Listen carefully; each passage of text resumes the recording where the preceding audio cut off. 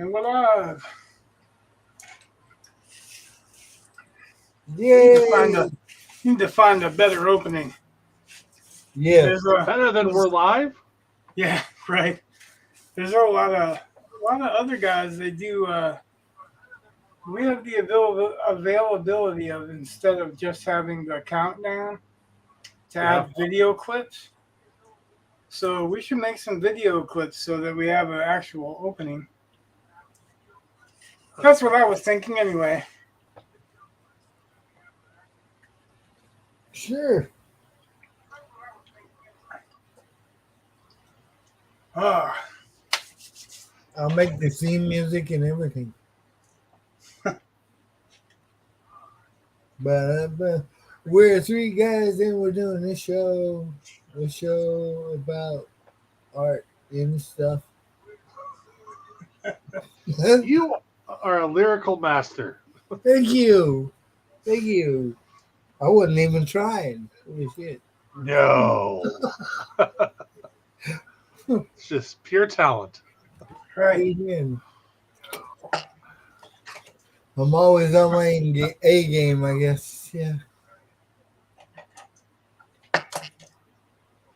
Oh, man, my feet are hurting. You know, I got that bike fixed, and now there's like an electrical problem with the motor. Nice. Everything You comes haven't on. had that bike for what? 2 months? I've had it for about 4 months. Have you? That long? Yeah, yeah, Because I thought I remembered you were on the show when you're talking about getting it the next day. yeah. It's been about 4 months. Wow. It did not seem that way to me. I guess that's a good thing, maybe. Yeah, Maybe. time flies when you're having fun.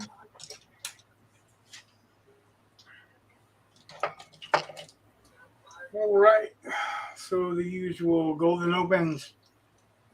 Yay!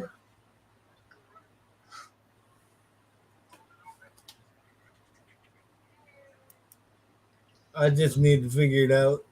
It's got to be a connection, man, because everything comes on. I hit the throttle, the engine will move the tire like for a minute, and then it'll just be like, "Buh." The engine will? Yeah, yeah. The motor, everything's hooked up. I don't know what. I don't. It's frustrating. Anybody I watching bet. or that will be watching, please, please help. Comment below and Right, shit. I'll give you my personal phone number. Call me. Help now me out. you might not want to do that. Email should be sufficient. Why That not? way, Right. Maybe I Joe's might get lonely. some. I might get some obscene phone calls. you might not even get some phone calls because I've tried calling you and you're out of range. Well, because my phone's stupid. It's not my phone, really. The phone is wonderful. It's just my service is like not very wonderful. I mean, it's free, so it does its job. But if I'm not at the house, it don't work. Mm-mm-mm-mm.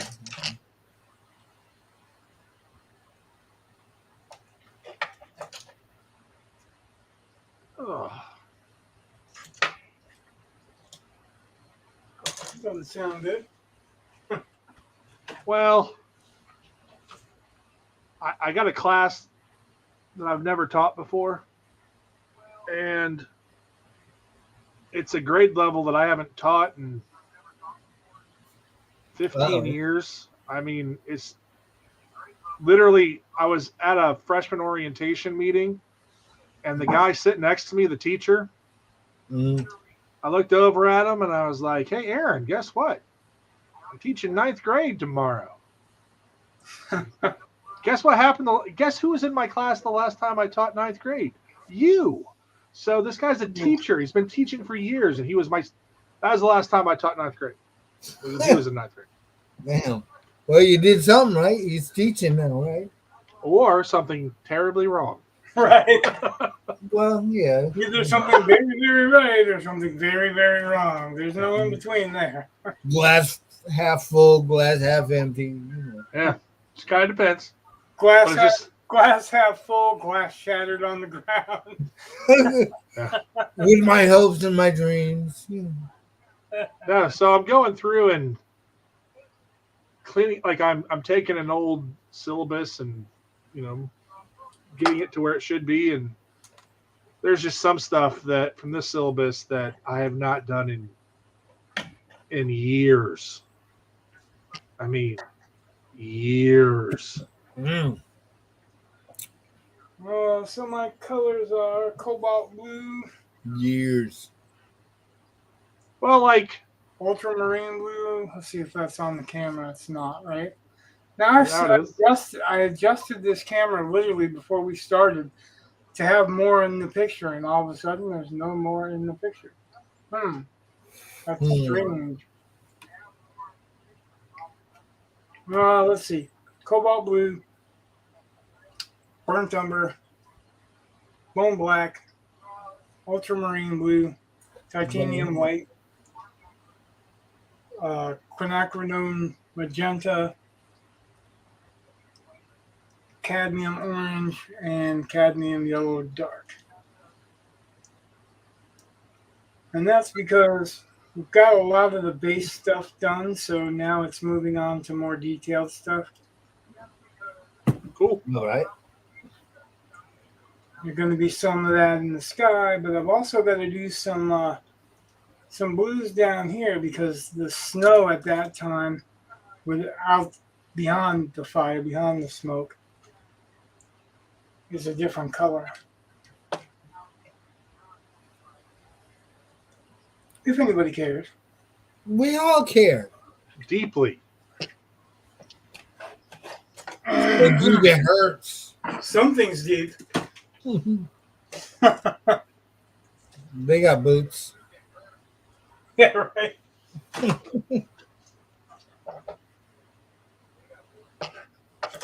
Okay. Not even paper towel, which I also happen to have on hand. Is it the quicker picker upper? I do, but that's not what I use for painting. I use cheap shit. Yes, cheap shit brand. They're not so quicker, but still picker upper. Well, it's pretty quick, but it just doesn't necessarily pick.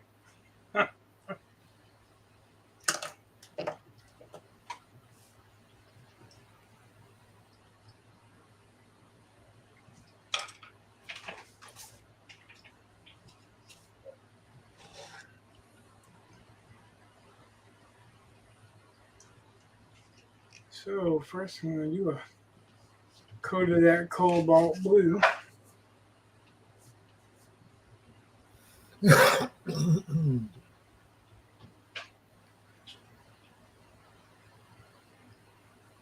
Over the brown.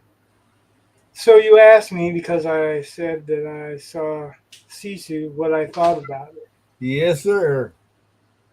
I'm going to give you a multi-part answer, but the first part of the answer is, Brett, now I appreciate John Wick 4. Wow. Now, Was that bad? no, not That necessarily. Not necessarily. I'll explain. I'll get there. So, it's the same director. It's the John Wick director that directed Sisu.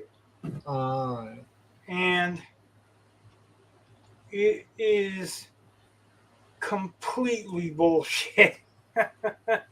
However, within the first few minutes, you know it's completely bullshit. And you accept that because that is the piece of bologna. All right. This guy, literally, and in the ads, you can see it, does shit like throw a landmine. Yep.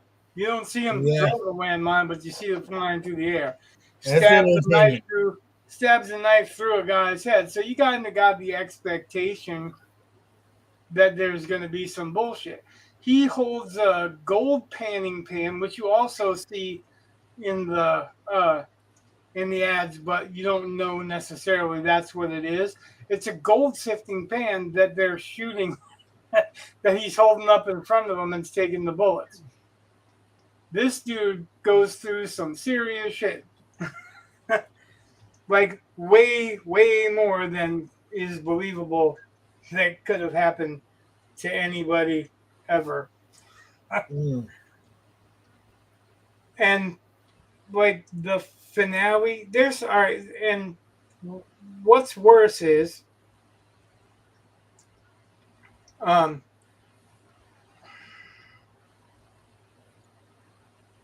the bad guys. So it's like an excuse to kill Germans, right? Oh, Nazis. It's a all right Nazis, but they were Germans at the time. Yes, they were Um, socialist Nazis. and this dude was a killer of Russians and Nazis. wow.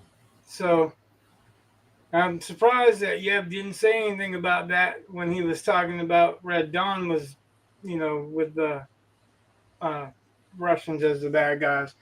Like this one, Russians were bad guys too, but it focused on Nazis. Mm. Yeah, yeah. So there are things that if you've watched enough action flicks will kind of get on your nerves. It's a huge excuse for brutality. Like I watched it with Kate's boyfriend there, and he was like, "It reminds me of a Tarantino film." So What? It's yeah, yeah. I, There's kind of some crap that's I've on seen the half of it, or roughly half of it, and okay. So it's the brutality that he's talking about. I guess, but one of the trademarks of a Tarantino film is dialogue, and I don't think No, the trademarks of a Tarantino film is fake blood, B movie fucking violence. He said it dialogue. himself. He said it himself. It's dialogue. The man knows Yeah. how to write dialogue. Uh, I'll just leave that as we don't agree on everything. But Okay, but it's No dialogue. way. when he was talking about it's like a Tarantino film, he was talking about the violence, the level of violence, and some of it was so violent it was cartoony and absolute bullshit. But that would make the movie fun if you know it going into it. You know what I mean? Right. Yeah. It's kind of slow at the beginning because we're really not. We don't hear a whole lot of dialogue at all. It's almost like Soldier, where uh, Kurt Russell doesn't say but like 3 lines in the whole movie. Uh, but he doesn't need to. The Nazis that talk, and there's one girl because the Nazis have a truckload full of girls that they've been raping. Wee. Well, those chicks have guns later on and get all back at him, but they do all kinds of shit to this dude that there's no way. They fire this huge gun at him, and and it's like a 50 caliber or better, and they're tearing up the trees with it, and he's running with a dead soldier on his back, and the bullets hit the dead soldier, but he's just running along like nothing. That shit would go right through the soldier. Mm-hmm. It's entertainment. It is, and I'm saying basically, if not for John Wick, I may not have appreciated it as much. All right. But I did like it in the end. But I realized very early on that it was complete bullshit. It was never going to work. Right, right. But I enjoyed it in spite of that, which is, I guess, what I'm getting at. Very cool. You're learning. I don't know about I'm learning, but Mm, we watched it when there was like it was me, Kate, Kate's boyfriend Amanda, and we all watched it. So it was kind of pleasing in the way that everybody is like all going, "Oh no, no, that's bullshit." right on. Like everybody is doing it, so it's like not just me.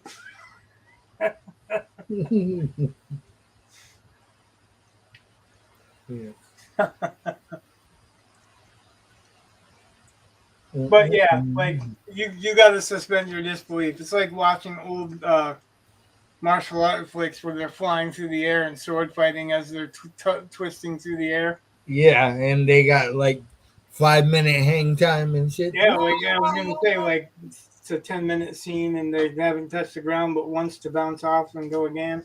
Yes, yes. And they barely touched it then. It's like Right. tip of their toe and boing, they're way back up in here again. Gotta love it. So this was kind of like that, actually. Good times.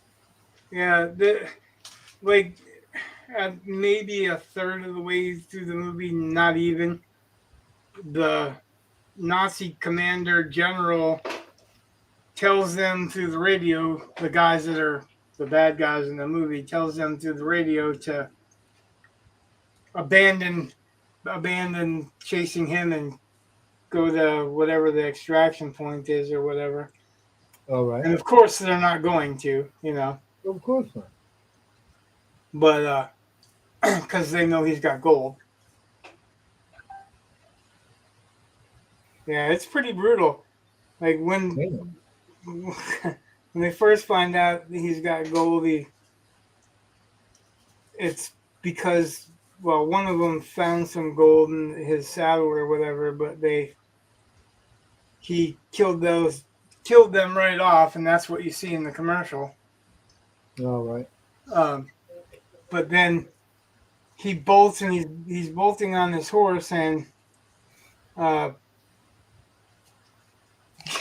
the horse hits a landmine and blows the fuck up right Oh, underneath of shit. him, and it's brutal. Like we're all surprised. We're like, whoa.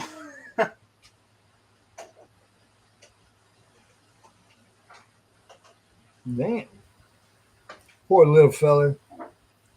Yeah, and the dude actually was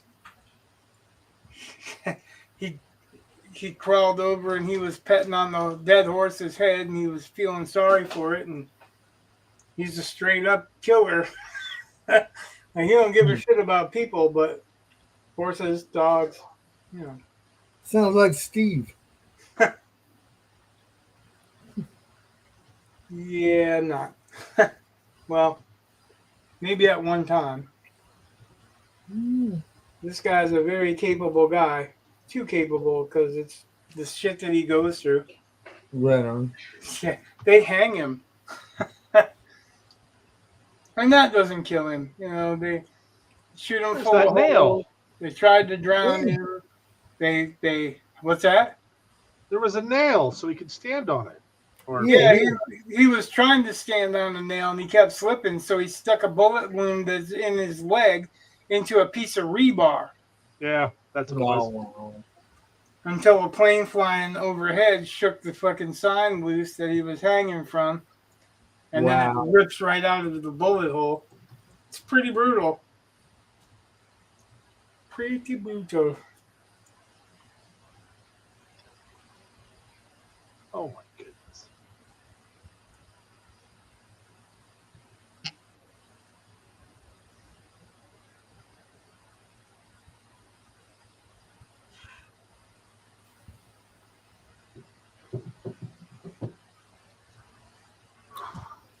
So what's new for Joe?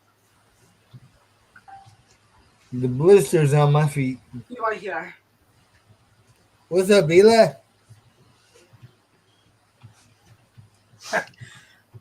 Yeah, it's not what's up. Check over. Check over. Check it. Oh, he's changing the trash can over. Oh, He's making himself useful.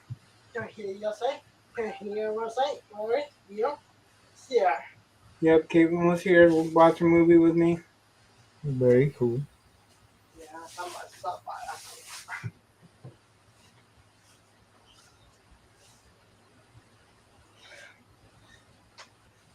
He found out she was coming over and he was waiting for her She be upset. the whole time. Mm. You did can cut out her. What? Did cut can? What did it say? Caitlin? I can say you. What did Caitlin say to me? Yeah. I don't know. What did she say to me? Oh. You don't know either, huh? Oh, we're clear on that. Right? I actually didn't call Caitlin. I texted her boyfriend because he was the one that had the idea of bringing her over to watch a movie. Right.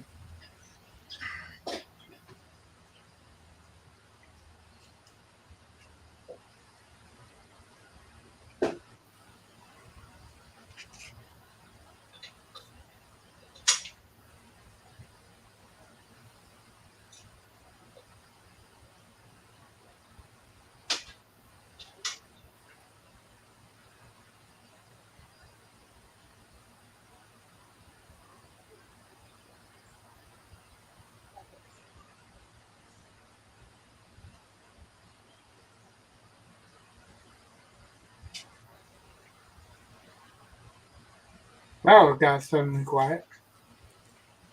Shh. I'm trying to sleep. Any of you see that stuff going on with the riverboat brawl? No. Huh. Riverboat law. Brawl. Brawl. There was a fight on the riverboat. Were they like a bunch of white dudes beat up a black guy? They jumped him.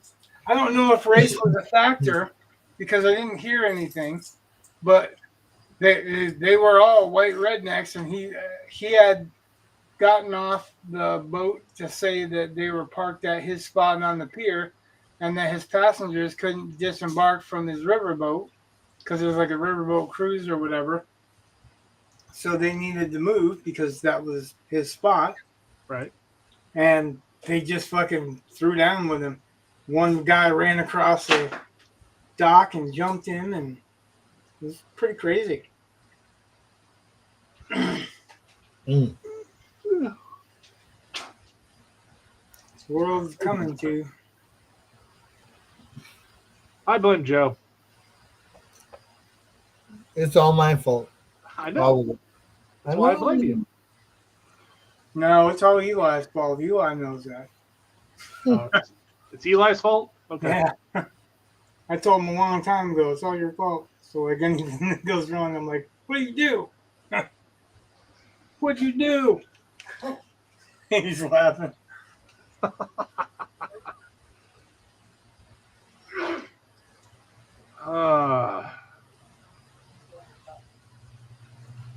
Yeah, funny. You're funny.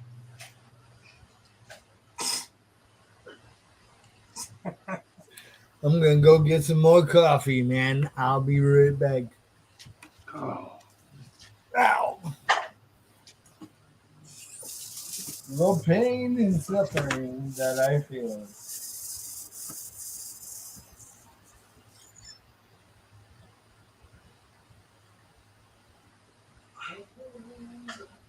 What you want? What you want? What? What you want? Shopping. We went to Walmart shopping. What is store you bought? Yeah, I wasn't reading a book. I was listening to a book. But yeah, same thing. What you want at, Joe? What you want at all day? Joe just left. Didn't you hear him? Keep on. Keep on. He will be back on. That's also what he said. He said he's going to go get a cup of coffee. You coffee? Yep, get coffee. You want coffee?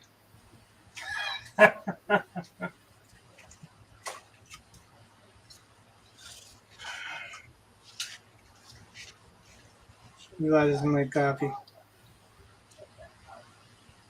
I am back. Did you guys miss me? Oh, you were gone? I mean, yeah. Yeah, now he's back. What happened? Oh, Eli was trying to talk to you and you weren't here. Ah, man. Sorry, coffee was calling me. Your brother. Oh, you're 18. He's getting ready for bed anyway. Oh, you're 18. He's Your having- brother. What's Yes, up, buddy? He's telling everybody what my birthday is. Because he's really good with dates and schedules. Yeah, you knew my birthday. Not some more. Not some more. They are. No school tomorrow, day off. On Brett's campus. got school. No, on campus. On campus. Brett's got school. He's a teacher. Do you know that? Yep. Yep. He says yep. Like you Sometimes knew we're that. selling. Sometimes go back. I got classes tomorrow. He says he's going back September 7th. Oh, well. Yeah, I'm not going some back more. tomorrow. He can't wait to go back. So, I mean, that's a little bit different. That's his thing. He loves school. Oh, hey, now I can officially say 100%. I am the department chair. Oh, I got the cool. letter. I got my first department chair meeting. It's great. Was it? No, not really, because I everyone was going to expects. say, you don't sound like it was really great.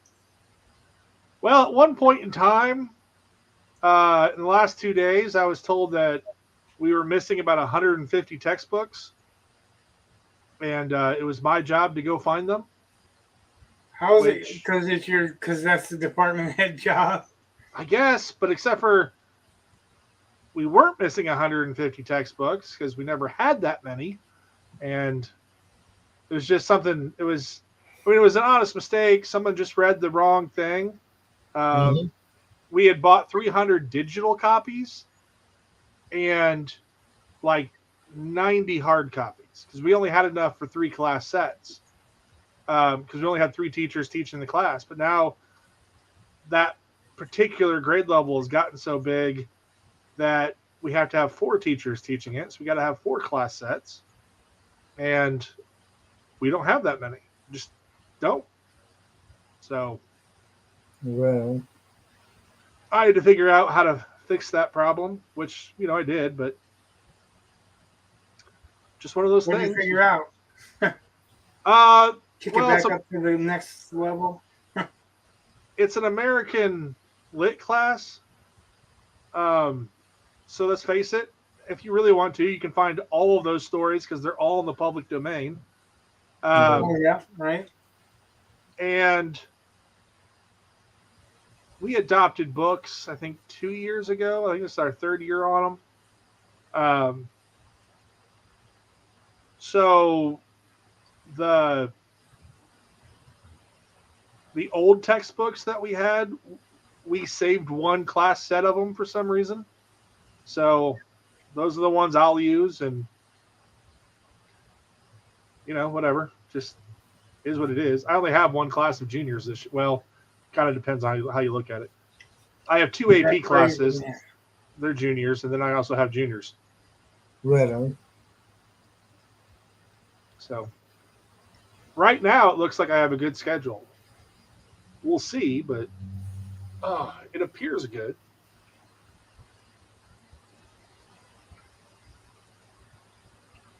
If I could get through this year being less stressed, that would be fantastic. But There you go.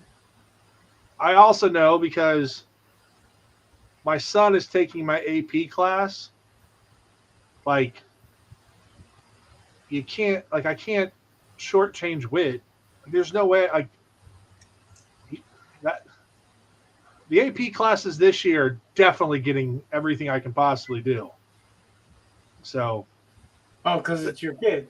yeah, I've always been upfront. Like, I love my kids more than all of you.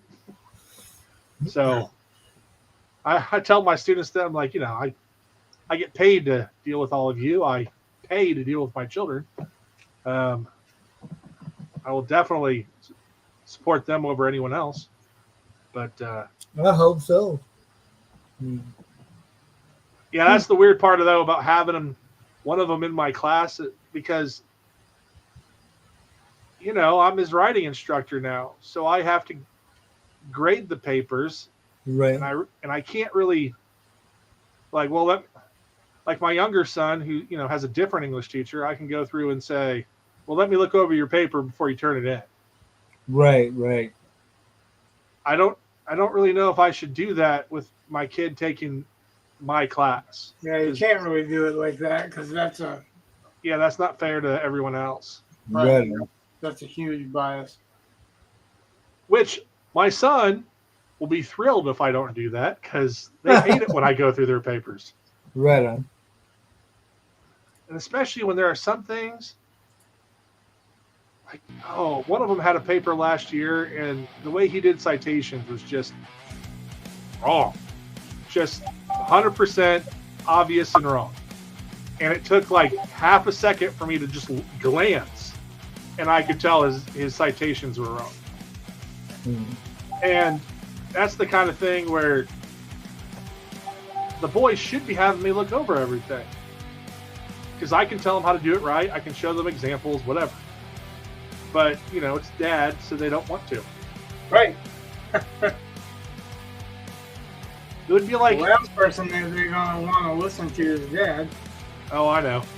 My father taught science before I was born at the high school level, and I sure as hell never asked him for help with science classes, which kind of pissed him off, and I understand why now.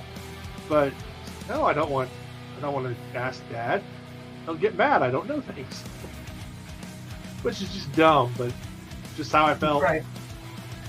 Dad, I don't want dad to know how little I know Yeah, I know. when he's talked about it his whole life. It's like my kids in art. Like, I don't understand why they don't come to me and ask me questions about art, because not only am I a professional artist that made my living doing artwork for their whole lives, but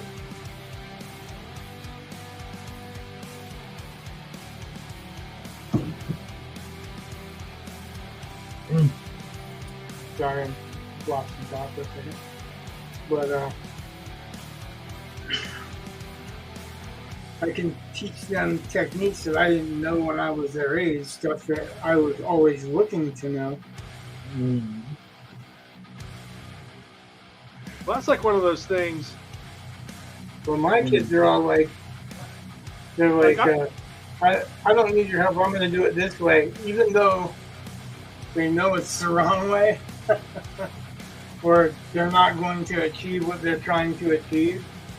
Right. I'm like, I don't know why you choose a method you know is going to fail, ever. That's, I don't know. Well, I know from watching you with some of the things that you're doing, like with the coloring and stuff that you do. The layering, you mean? The what? The layering or the underpainting or? The underpainting. So, I remember when I was in high school doing colored pencil drawings, and I had done one, and I mean, it's pretty darn good. I mean, I liked it. I mean, it's very photorealistic. I don't know, but it was a little African boy, and he had some pretty short hair, and the art teacher showed me to kind of go through a wash with watercolor to kind of make sure you fill in all the holes. Right. And I'm like, okay, whatever. But so it's kind of like the opposite way of you doing your underpainting. And No, because like if you watch Cthulhu, I toned the whole entire canvas. And I did that with this too, except Right. for this area. That is basically what I'm doing is covering that canvas, and it's also gessoed already. So I'm covering that canvas so that anything I put on it, right. it won't have little holes in it, which is what you're talking about. Right. I'm using a different medium, and probably you didn't paint on panel. Well, I just knew that. So when I got to college and I'm doing these art classes, and I got to the one where, you know, the professor just said, for this semester, just assume you don't have a social life because you'll just always be working on art. And he was pretty much correct. There was a girl that lived on my floor that could go through these drawings way faster than I could. And, you know, maybe I'm slow, but I've always suspected she did something, because part of the problem is just getting the amount of coverage that you need. And I think she was doing underpaintings. After seeing what you did, I think that's what she did. On watercolors, you mean? Well, she did something to kind of block in the color before she did the drawing. So that... Before she did the drawing? Yeah, so that the drawing would have a fuller color. Okay. And I mean, you could do it by hand with just the pencil, but it takes a long time. I mean, you got to fill it all in. And it's a tiny little point, and it's like a 9-foot drawing. It's just going to take a while. And she would never let us. She would do stuff at home and come back with huge chunks of it done. And I'm like, yeah, you're doing something. And she would never let us, like, she would never show us work. Like, if we came and talked to her, she would stop working, or she just wanted to be working. She only worked when she was, alone. And I'm just like, yeah, you're hiding something. Maybe Not that I she- cared, other than I wanted to know how to get faster, and she Well, was hiding it from me. maybe she's doing like James Gurney and I don't know. doing like a casein underpainting. I mean, I really don't know. Casein's kind of weird because it's, how like watercolors and gouache are water based, Yeah. and acrylics kind of water based, turns to vinyl, but it's water thinnable. Right. Casein is milk based. Oh yeah. Milk based. Yep, and what it does is when it dries, you can't mix it or reactivate it. When it dries, it's just there. All right. So you can do whatever the hell you want to on top of that casein. And like you can put watercolors on it, and you could even put oils on it if you wanted to. But Okay. it's that casein is, you can do a base coat or whatever color you want to. So if she was doing like usually an underpainting is a tonal painting. All right. It's not just covering the canvas. Like a lot of times if it's white, I'll try to get a very thin coat of this brown. Yeah. Because I can water it down so that it's so thin that it looks like somebody spilled coffee and then wiped it up. You know what I mean? Right. So I can do a very, very thin coat of that, and then I can build it and get a 3-dimensional look for what the tones are. So I know where the half tones are. I know where the heavy shadows are. I know where to spot the blacks, and it's not really. Not really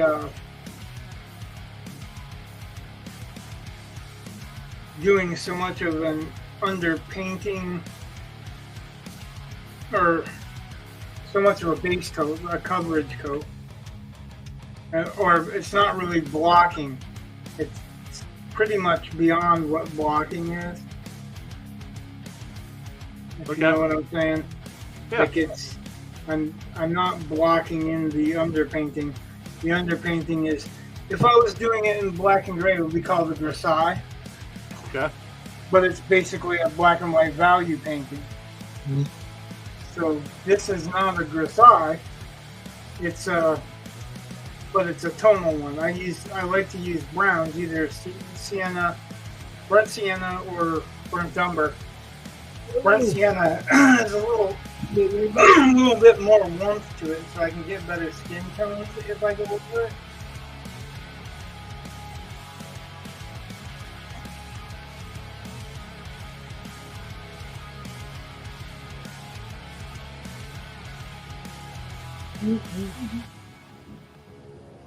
It's super hot, man. Yeah. Woohoo!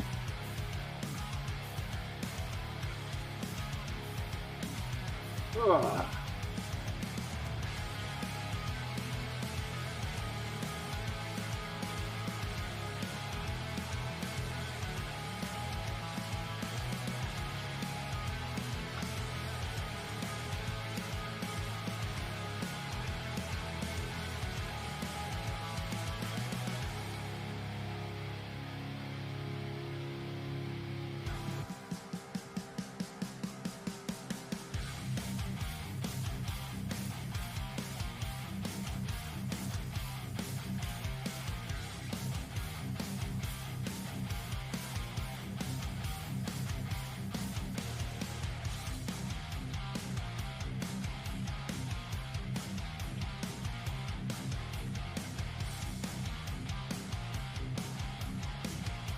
Yeah, boom.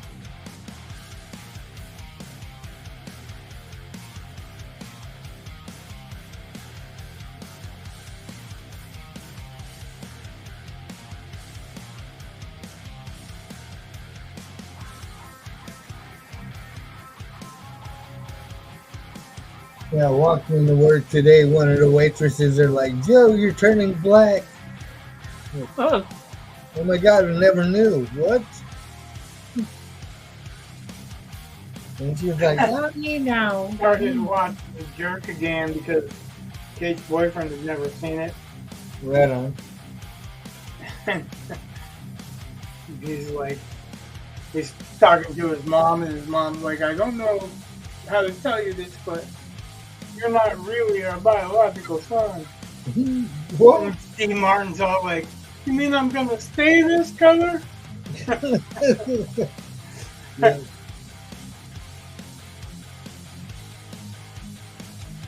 The good old days. Right? Nigger. I am a nigger. That's just funny as fuck.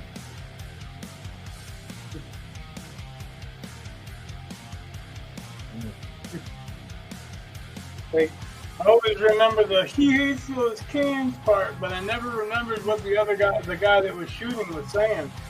Mm. Die, you random stranger. Die, you random stranger. I picked out of the telephone book. I love when he was writing his mom. Like, I Right. received my first blowjob today. Like, I gotta go now. What do you think? I write letters all day? Mm. There's Jackie Mason's his boss. Yeah.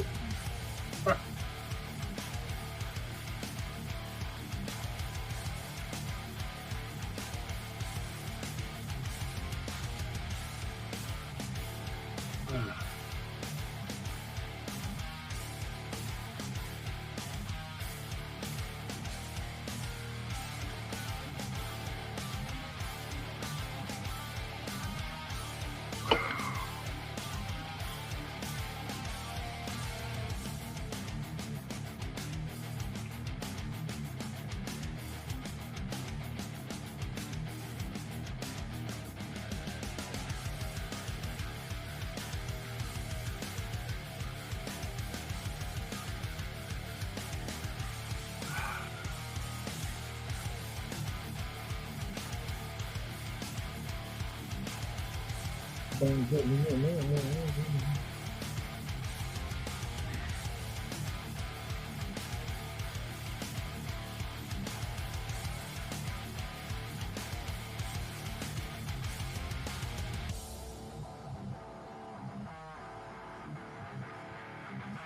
go.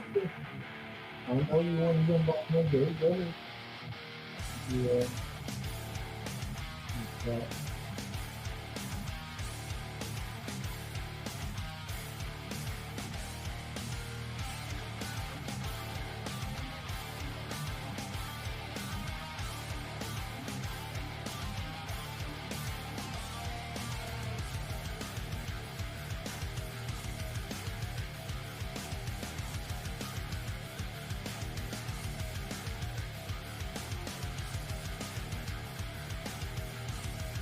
Oh.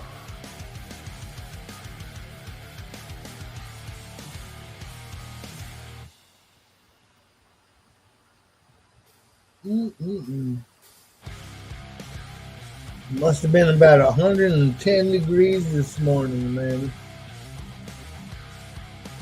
There was nothing like that here. I was running late, so I didn't have time to sit down. After I got there, I had to fucking jump right into work, you know. Made for a long fucking day. And when I finally did get a chance to sit down, I was like, fuck all this shit. I'm done.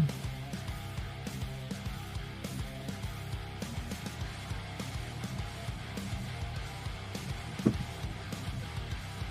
kind of my fault. I woke up late this morning. My alarm never went off. So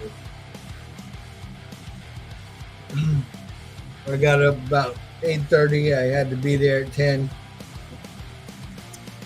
It was wonderful. Wonderful. And no mode of reliable transportation. You know, I was in panic mode, so I got up, got dressed, and I walked right out the door.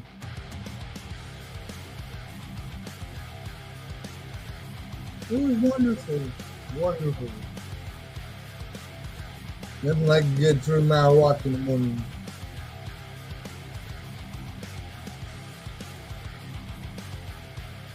To make you feel alive. I used to do 5 miles in the morning. Mm-hmm. But not in 110 degrees.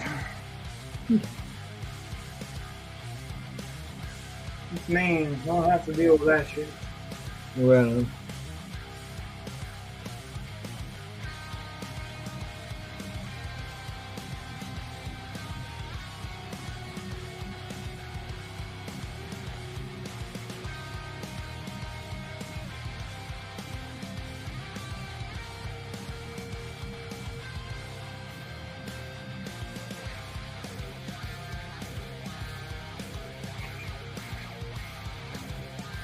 bam, bam, bam.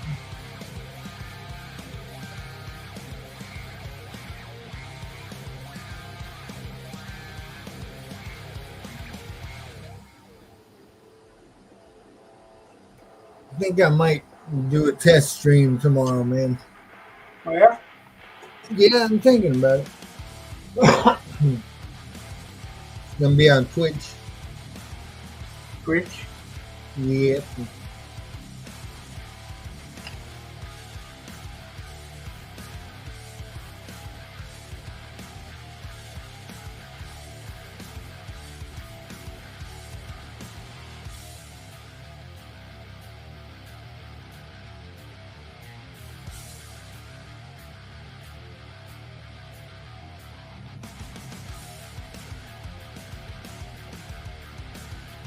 What streaming service are you gonna use? Oh, Jake got me all set up.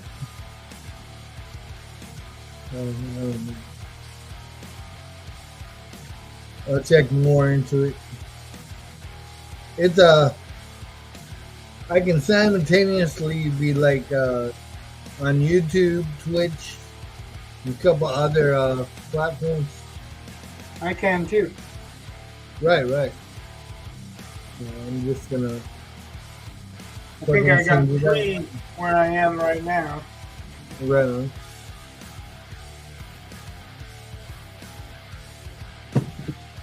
We'll see what can happen with this.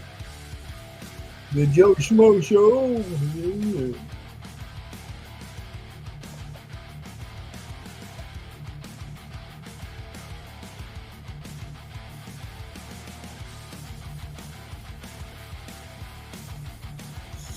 Mm-hmm. Tired of talking about it. Figure I'll do it. Fuck it. Jake said he was gonna jump on there with me. He's like, "Oh yeah, I'd like to." And I'm like, "Yeah, we'll see that. We'll see With about Steve? that." Yeah, You don't even come on this channel. that's what I told him. I was like, "You didn't even go on the stream I'm on now."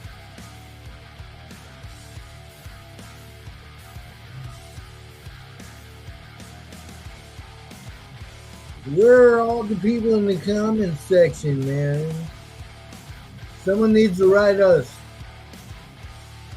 Show us your love and appreciation.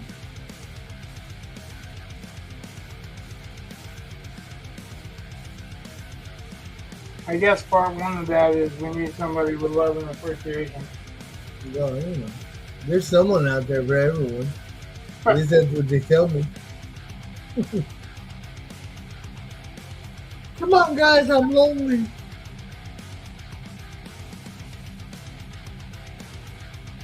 I'm Mr. Rolling Around. See, I gotta sing something very badly. Get away with it.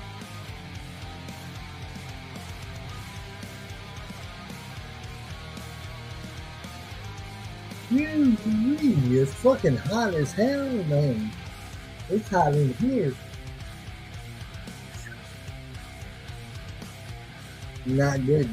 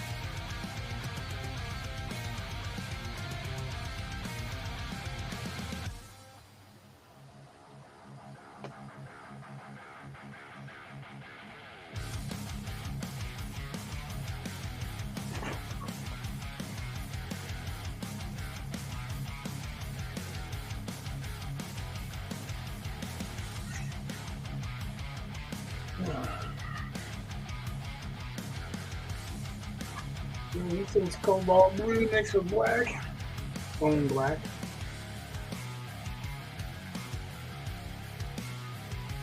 And then thin down with some water. That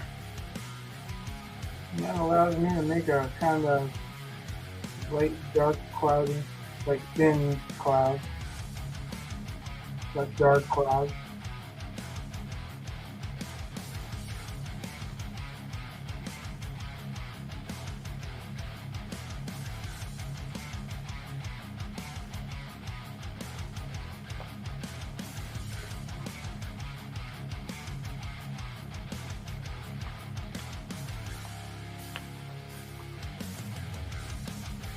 And I'm just barely touching with the brush. You don't want to push real hard. Right. When you push real hard, you get that lift.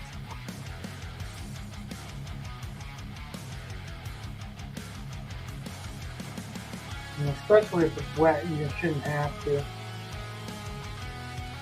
Because you're just doing a thin glaze and building it up.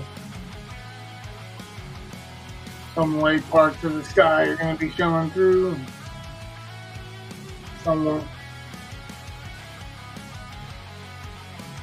Well, let's start talking art and everybody leaves.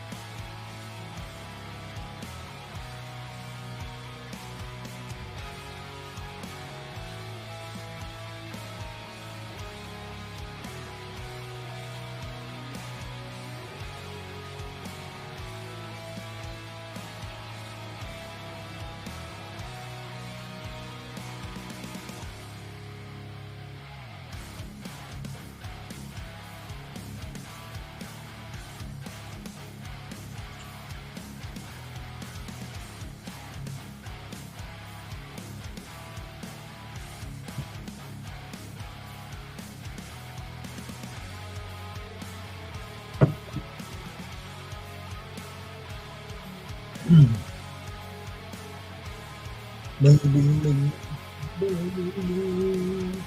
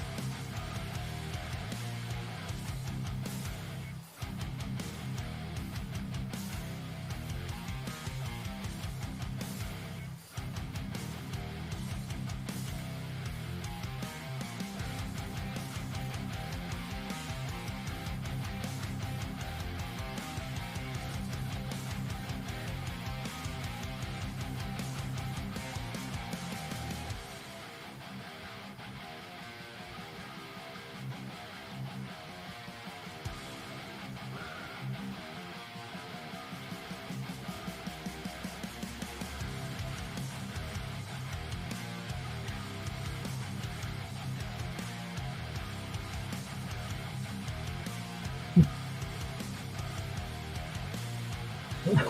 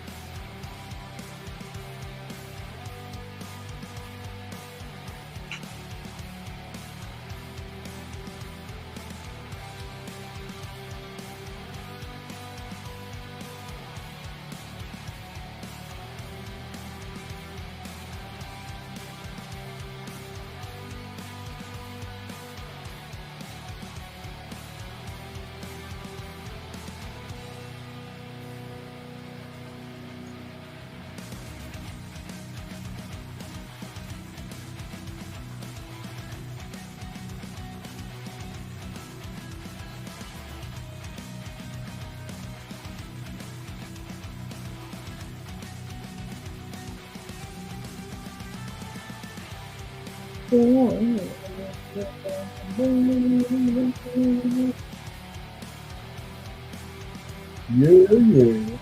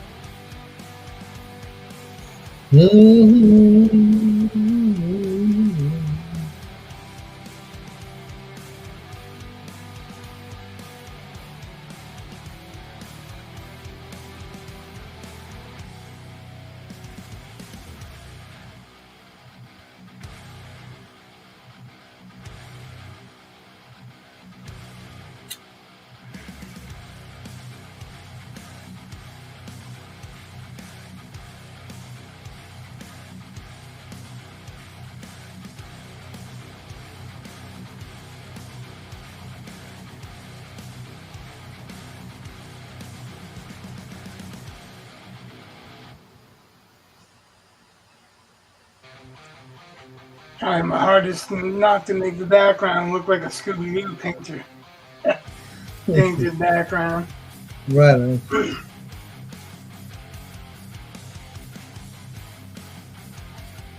And then I'm running into that I gotta let it dry for a minute problem. All right.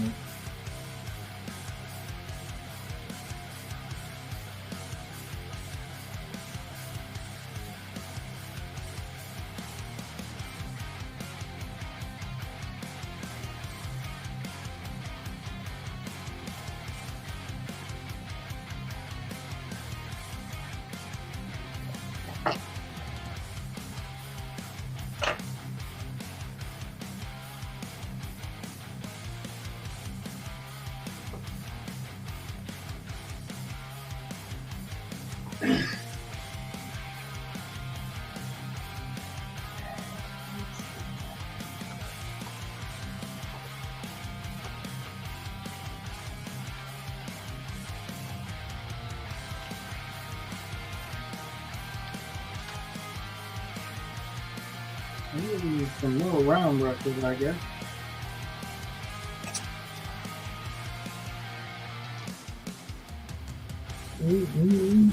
Something to squeeze in between these. Okay.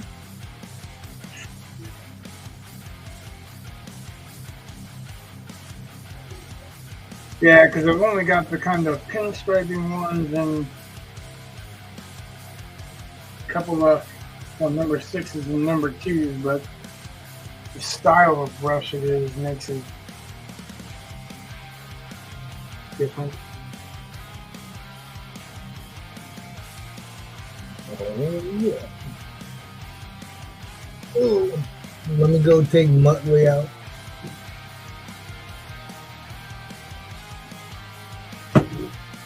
I shall return, gentlemen. Ciao. Peace. Yeah. Come Oh. on. Cracker. Come on.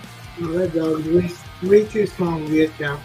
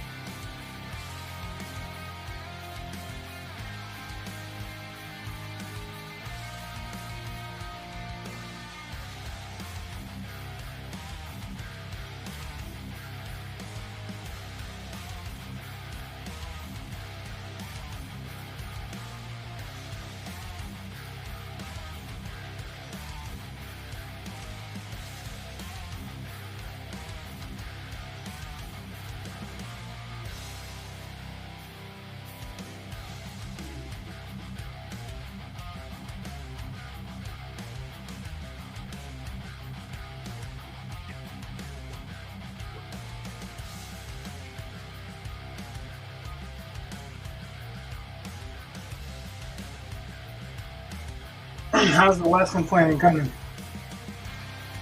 Well, I just remembered a couple things, but so now I gotta find resources. I only have one more class really to prep for because I have 3 different preps, but 2 of the classes, like one class I've really never taught. The other class I've taught, but never the way we're going to do it this year. So but it actually works out well. It just,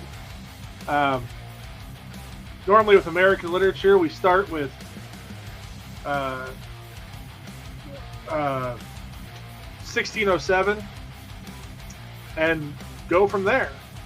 In a nice Like leisurely. the year 1607? Huh? The year 1607? Yeah, because that's when Jamestown was founded. So that's the beginning of, in my opinion, that's the beginning of American literature. That's the beginning of American literature? Yeah, because that's the first thing written in English. Like that's the first permanent English settlement. And if you want to think about American literature, yes, there were literatures on this continent before Jamestown, but they weren't Western cultures at all, and they were they would never have considered themselves to be Americans. You know, they were Cherokee or Sioux or whatever, and so I would argue those aren't really American literatures. Those are their own literatures. Oh no, I just found it interesting that there's any literature at all from Jamestown. Oh no, because John Smith wrote quite a bit. But that So- was like his diaries, right? Yeah, I mean it's not like fiction; it's nonfiction. No, you said literature, and like I guess I wouldn't have considered like a biography or autobiography or whatever so much literature as telling Well, somebody there's- else's story or telling there's- somebody's personal story. Well, It's just something I hadn't thought of, so it's interesting. there's also, I mean, you start getting poetry with the Mayflower and stuff. So there's things there, but anyway, it's chronological in order normally. The only problem with that is those old texts are incredibly hard for students to read. Oh yeah, And- they're incredibly hard for adults to read, Right. And unless you have a particular fascination with that time period or something, right. But that's what we were starting with. which I kind of do. So like, this is interesting for me. Well, I'm so learning something. when you start with the hardest stuff, and then as you go along, it gets easier and easier because it's becoming more and more modern. Last year, I was like, this is backwards from the way we should be doing it. We should go in reverse chronological order. Start with the stuff that's modern and easy to understand. And as you go back, you begin to see how we get some complexities with language, but you kind of can develop the skills as you're getting there versus slogging through the stuff that some of the students just don't have the skill set for. And they're not going to, brain-wise, they're going to be like, no. Right. Plus, inevitably, by the end of the year, there's almost always something you don't have time for. And I think that a lot of, John Smith's writings just aren't that interesting. I'm sorry. They're just, unless you have a particular fondness for it, but... And there's also a claim that a lot of that stuff is propaganda. Oh, absolutely. But it's also kind of dry and boring. So,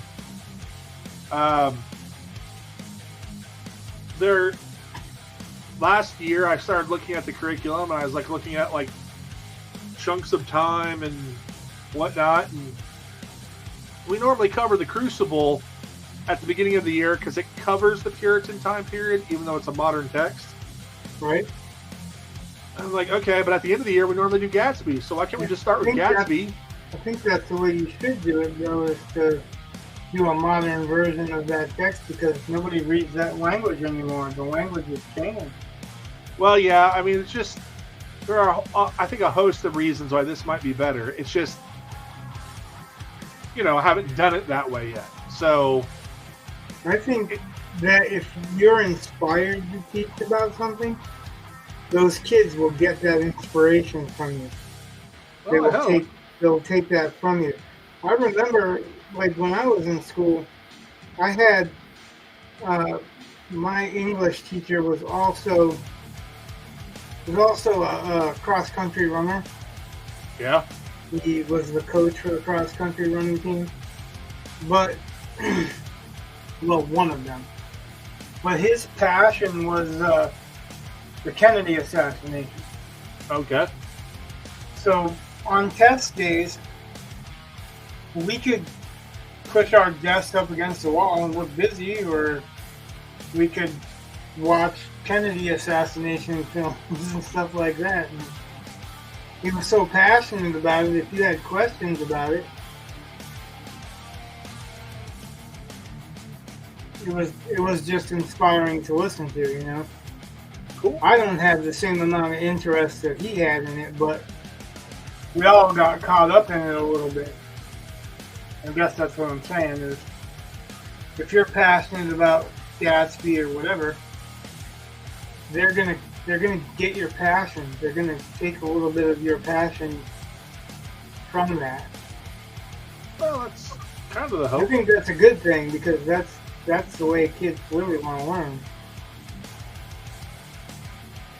It's what makes them look into stuff they normally wouldn't think about, right? Right. So, Not Now I that have- way. last year, I just got to find I'm pretty certain I should have a file. I just don't know where I put it. And so I don't know. I've got to look for it. Nope, not that.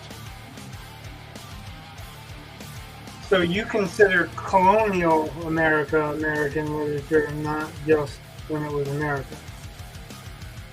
when I it was say the United I States. consider what? I said you consider colonial America American literature and not just when it was the United States. Where I guess Yeah. why I'm asking is because they, even though they were settlers, they were writing and speaking Queen's English or a version of that before it became our dialect. Okay. You understand what I'm asking? Yeah. Okay. Well, I mean, it's one of those things where John Smith was basically a British guy. I mean, he's British. Right. So why would you call that American literature? Well, because it's about here, and it's in English. Like I wouldn't consider French writing. And if the British want to claim it, I would be like, well, whatever. There's some overlap, but you can, just like you wouldn't with a baby, assume like everything they do when they're 1 is the same as what they do when they're 30. I feel that way kind of about the writing. It's like, well, it wasn't, 1607, United States didn't exist. I get it. But Well, I'm asking, like, you don't have to make an argument. I'm just asking. well, I'm just saying that I thought through this. I mean, I know my reasons why. I have no problem. Okay. Because the textbooks a lot of times want to start off with Native American stories, and I'm like, check the copyright on those, because they're all relatively new. Because they had to be translated, and we didn't really study them all that much. They don't really enter into the cultural zeitgeist until much later. So when you really start looking at it, it just doesn't make sense. And quite frankly, I don't find it respectful to Native Americans, because how we would never say the French are the same as the Germans, and yet we group the Iroquois with the Lakota because they're both Native Americans. It's like, no. Well, if you were going to do that, though, there's 500 different tribes at that time. Yeah. That's why you can't do an accurate map of who would have owned what land, because first of all, most of them didn't claim ownership of the land, and second of all, there were 500 different tribes at the start, but there wasn't, when the Indian Wars happened, that was already changed, and a lot of the Native Americans killed a lot of the Native Americans. So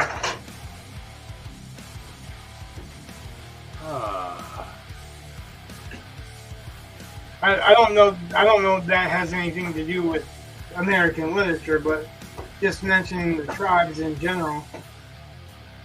There was no Indian nation or whatever. There was an Iroquois nation. That's 3 different tribes that grouped together, right?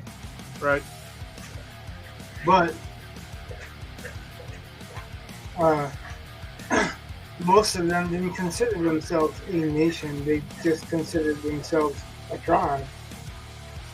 They didn't even understand the concept of nation at that point. We kind of drove that concept. Well, nothing. I wasn't there. Got nothing to do with it. But actually, I've got a stake in the other side too. So,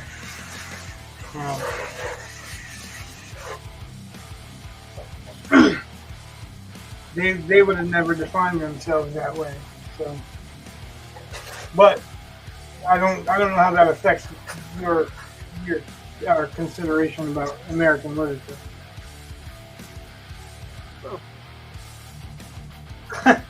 I know people. I never would have thought Native American would have come in to that subject at all either, I guess. Well, a lot of the textbooks start with them, and I'm just like, that's a different literature. It's just not the same. Okay. So I agree with that. like that should be its own course, quite frankly. But whatever. Isn't there a course for Indian studies or something like that? I know there used to be a college course like that. I'm sure there are. I just don't think fits in my American Lit class. That's all. Okay. And some people might say that that's being nationalistic or racist. No, I just wouldn't have thought of it in any way. Like, that wasn't something I would have thought of as American literature. But now that you mention it, technically they are Americans, but that's not something I would have thought of. That's new to me, I guess, what I'm saying.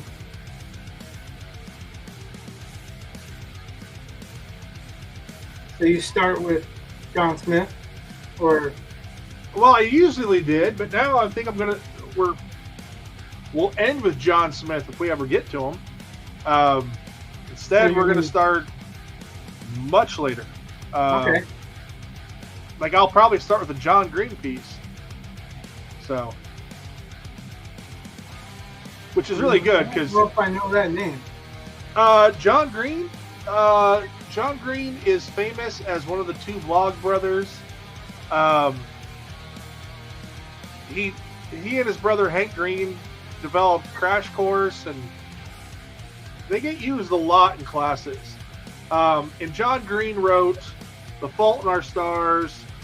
Okay, I know the name. Well, they Well, made a I'm gonna movie out of remember. that one. They What's made a that? movie out of several of his books. Right. That's why I recognize the name. Oh, okay. So, and he also lives in Indianapolis. And he So wrote it's a a book. little handy for you because you can include local. Yeah. He wrote a thing called the Anthropocene Reviewed, and it's just little critiques of random things. Like he has one, like he ranks everything out of 5 stars, right? So So criticism. yeah, Right. but he There's just- a lot of those at that time. well, so John Green just went Well, ahead and I wrote. don't know when that time is. He critiqued all kinds of weird, he critiqued Dr. Pepper. What? Yeah, he critiqued Indianapolis itself. That's kind of weird. Well, Was just he an eccentric? huh? Was he an eccentric? No, he just went through and, as a joke, kind of him and his brother they reviewed a water bottle once just because. I don't know. And that's what I'm asking, if he was, if he was what did I just say? Eccentric. Well, Because that's like, to me, it sounds like Lovecraft or nah, it's more humor, or I don't know. I mean, some of the stuff it started off as a joke. you don't think Lovecraft's humor? Well, I mean, I do, but I'm just saying. Okay, I was asking because we were talking about the Reanimator last time, and he wrote the Reanimator actually to make fun of Mary Shelley. It was begun to be a parody of Frankenstein. But anyway, so I like to use the review of Indianapolis because the kids, they know that at least. Local, yeah.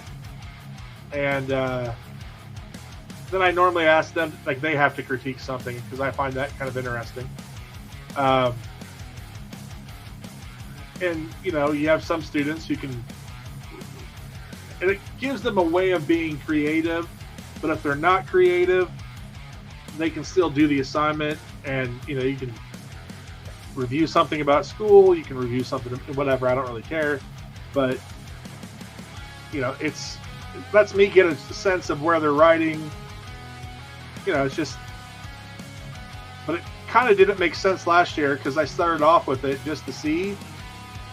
And because the first couple of days are always a little wonky because you got schedule changes and whatever.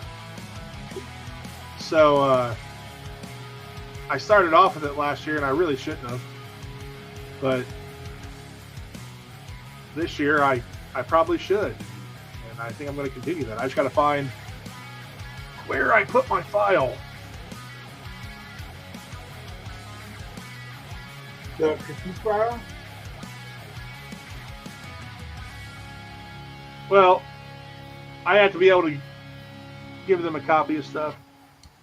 But anyway. And then we'll start probably into the Lost Generation, and then we'll go into Gatsby, and You can't wait for that, can you? Huh? Because you can't wait for that, can you? No, that's my favorite thing of the year. I love Gatsby. Love it, love it, love it, love it. There are things that go on in Gatsby that are just amazing.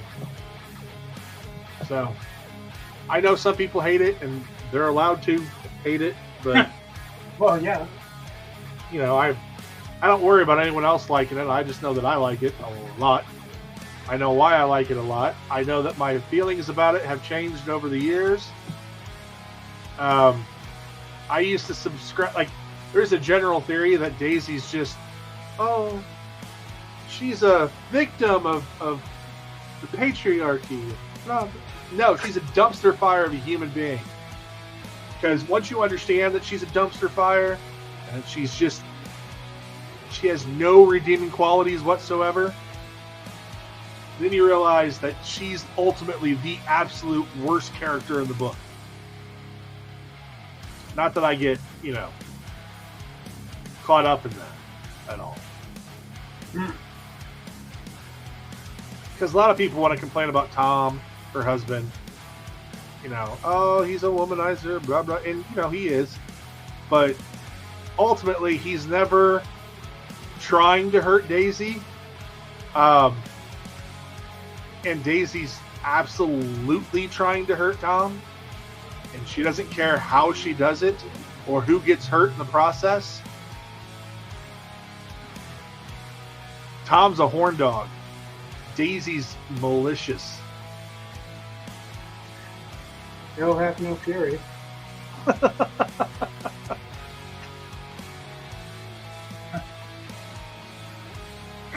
Have you read Boy's Life from Robert R. McCammon? Nope. That would be probably the closest to my equivalent to how you feel about Gatsby. Okay. It is, I'm surprised. If you read it, then you'll love it, I guess. Even, like, everybody that I know that's read it, nobody I know that's read it been like, oh, I don't like this book. It's written in first person, and the main character actually speaks to you about how it works like that in the beginning. Yeah. He's telling you that he can tell you stuff that went on in first person that he wasn't around for because he was told afterward. So he's compiling this as a memoir. But it's basically very much like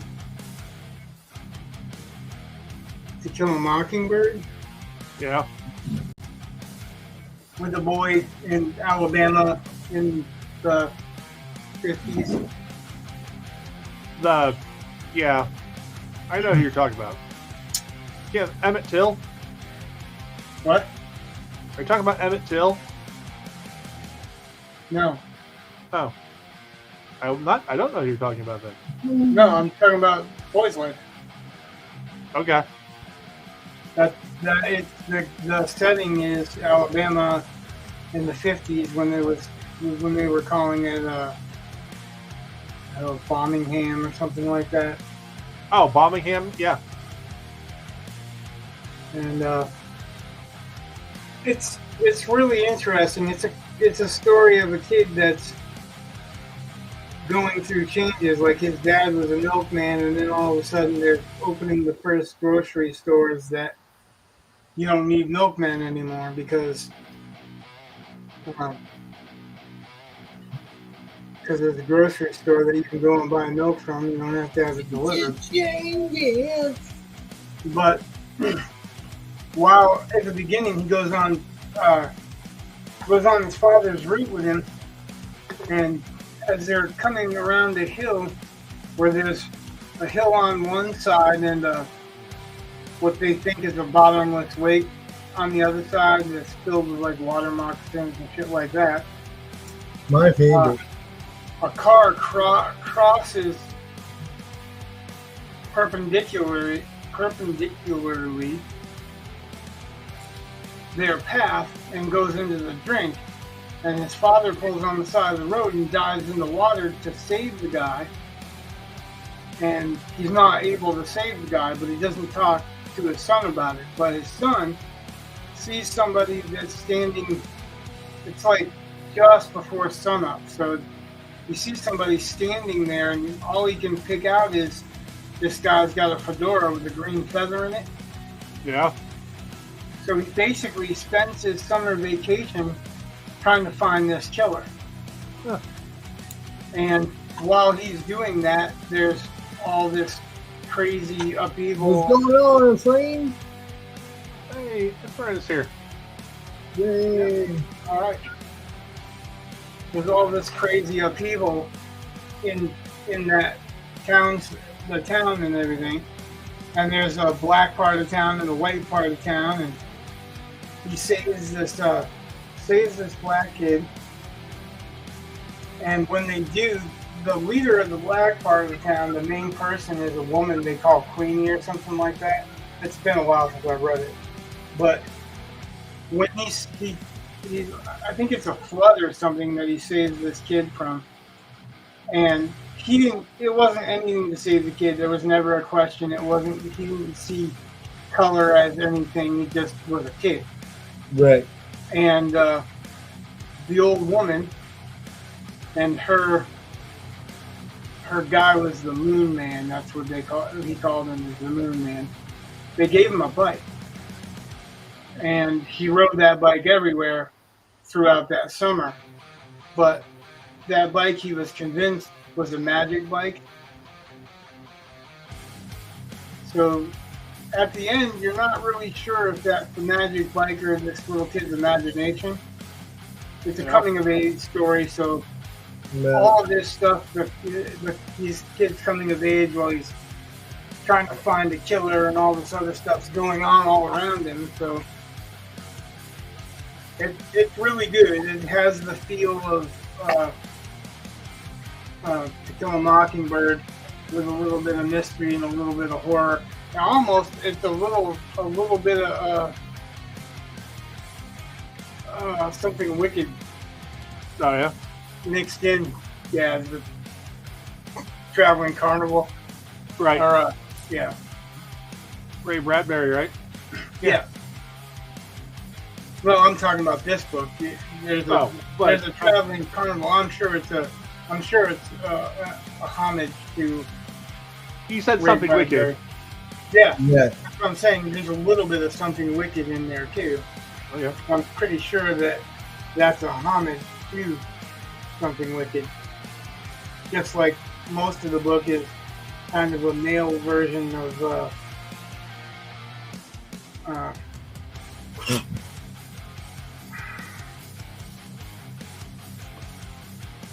Kill a Mockingbird. Scout. For some reason, Scout didn't come to mind, but yeah. What the fuck, man?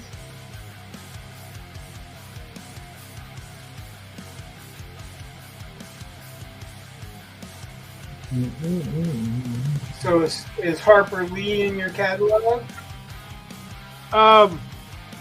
She is not in the classes that I'm teaching. We do it. It is taught at our school. Like I taught. I've taught the book several times.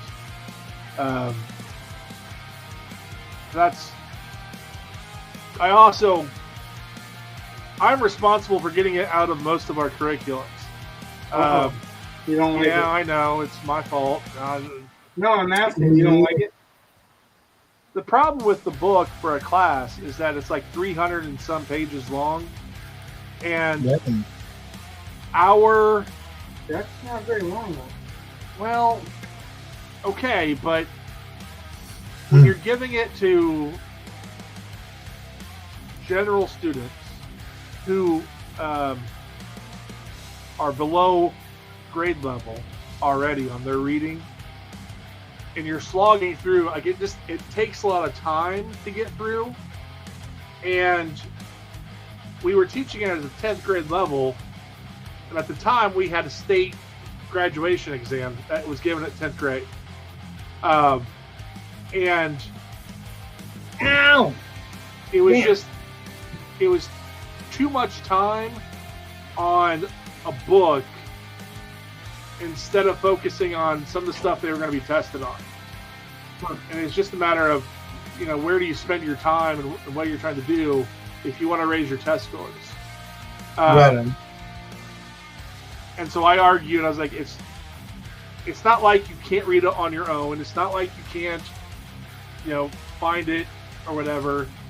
But Come on. taking a It's month crazy. or so to read a book is just, you don't have, you've got to cover more things than that. And you can try to cover things with the book. Like there's some stuff I get into about writing, like point of view. Like there's some amazing stuff on point of view in Gatsby, because it's first person point of view for most of it, except for there's one part where it's not, and that's kind of important. Oh gosh, the whole thing. It's a master class in POV. It's also a master class on how to write first person, because first time I read that book, I didn't even realize it was first person. So Okay. I think first person, you shouldn't notice it's first person. As soon as you notice it, Oh, I don't know about that.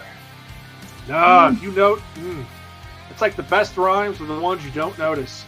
They're so Right. smooth, you just don't realize it. Yeah, I don't know. I disagree with the first person thing, but okay. Now, because as soon as you point it out, then you're making Now- a point of your point of view. I don't. I think it actually draws you in. I think well done first person draws you deeply into the character really, really quickly. And that's the advantage of having first person point of view. I think Right. it can be done badly, but there's no way you're going to write first person unless you're a narrator of somebody else's story without putting I in it. Well, I didn't say you can't use I. Gatsby has That- I in it. That's first person. That automatically is first person when the narrator is saying I. And I get that.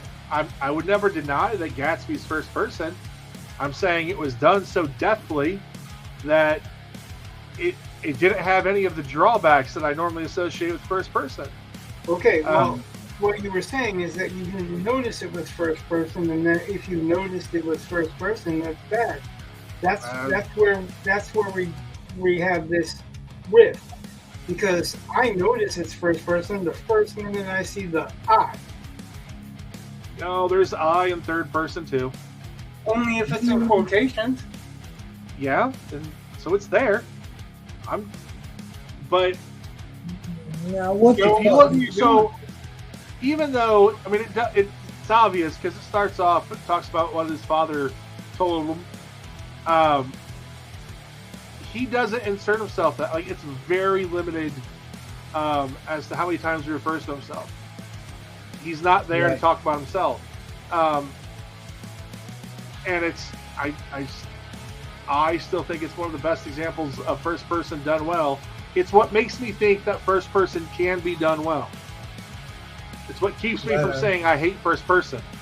It's one of those things where I say You know, it's hard to do well. I agree it's hard to do well. But I don't think that if you do it well, you don't notice it's first person. I think Oh. that's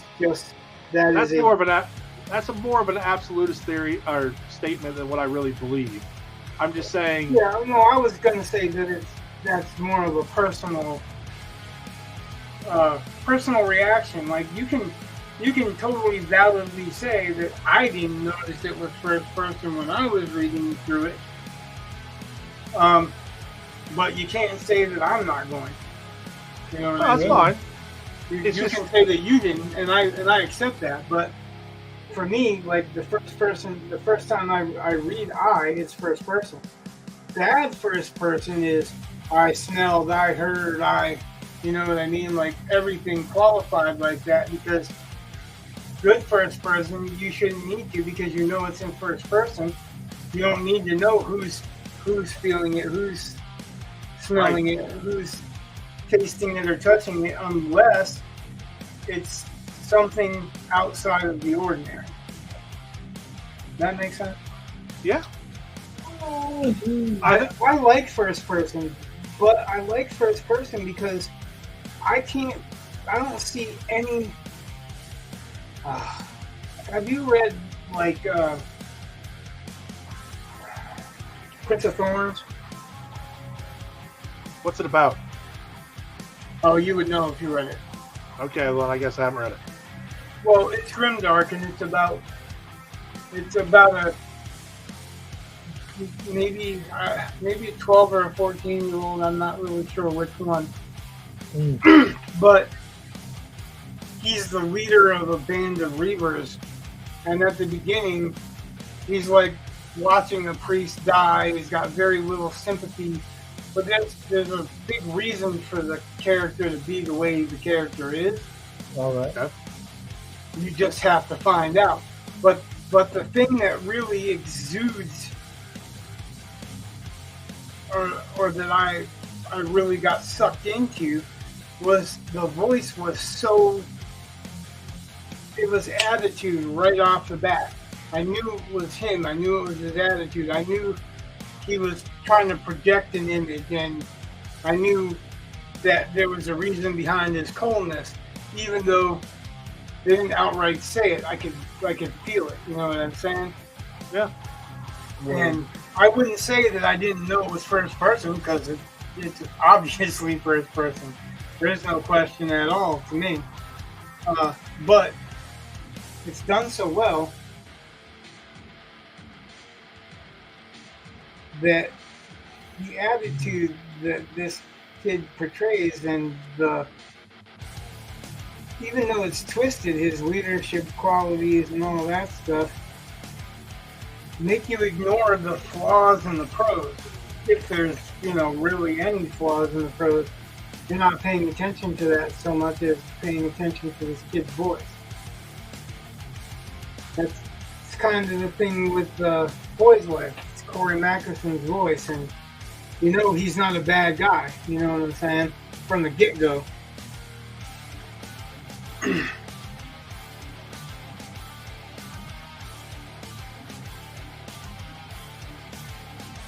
Rich, I hate to do this to you, but I got to skedaddle. So, Well, good luck. tomorrow calls. My wife's already Okay. there. Good luck. Have a good day. All right. Thanks, man. Yeah, Talk man. later. You have a good day, man. Ciao, guys.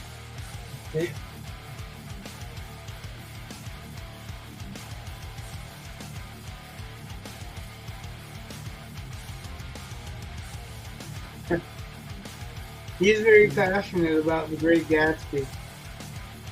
The only person I've ever heard be passionate and enjoy The Great Gatsby is him, unless they watched the movie or something. Right. Amanda couldn't stand it. Like, when she watched the movie with me, she's like, I might have to read that book again. But it's not the book. The movie that came out with Leonardo DiCaprio, even Brett was saying it's a way faster pace than the book. Okay. Which, Mm-hmm. before they even introduce Gatsby, everybody is talking about him. It's like at a party and everybody is talking about him. All right. And the first person narrator is the one that's telling the story. but he's the one that's hearing people talk about Gatsby, you know. Right on. All right. And if you don't want to read the book, the movie's pretty good. Very cool. I don't know if I can handle reading the book because of the reasons that Amanda didn't like it.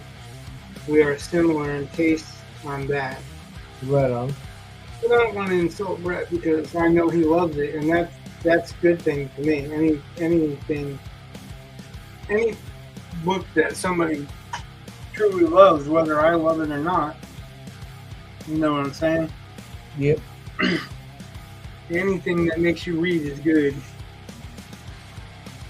Here I'm editing the second chapter of my novel because I've gone back through it and started to edit it. And I've read the first couple of pages and I'm like, the first chapter is very, very active and the second chapter is not so active, and I want it to be more active. But the second chapter is not meant to be active as much as explain the situation of the main character.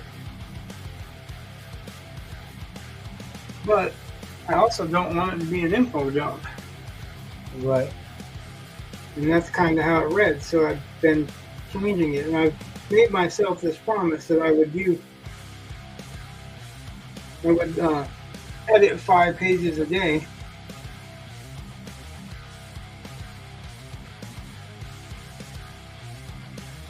That way I can get done with this faster as I'm writing new material.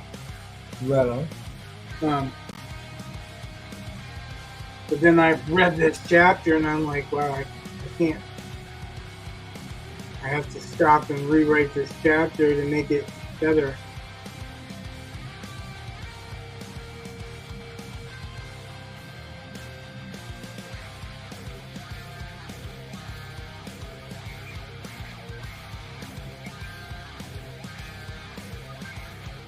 So I'm taking this bone black and putting kind of a thinner coat of it on over top of the brown orange mixture that I did on the first layers of the glove. Right on. Because Sid, all along, the eye is drawn to the point of highest contrast. So we dimmed down the castle. Now we've got to bring up the contrast in her. And black is the darkest dark, right? Yeah, sure. As far as I know, there's no darker dark than black. But I don't want to overuse the black because she is getting hit by firelight. Right. Or ambient light. And for those of you that are watching that doesn't know what that or don't know what that means, that ambient light is the skylight or the light that's hitting everything and not just firelight. Right.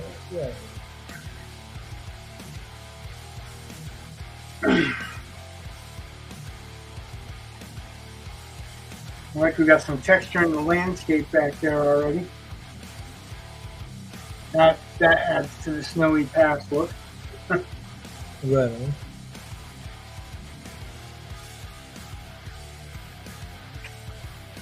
Gonna have to add some purples. Yeah, some darker purples.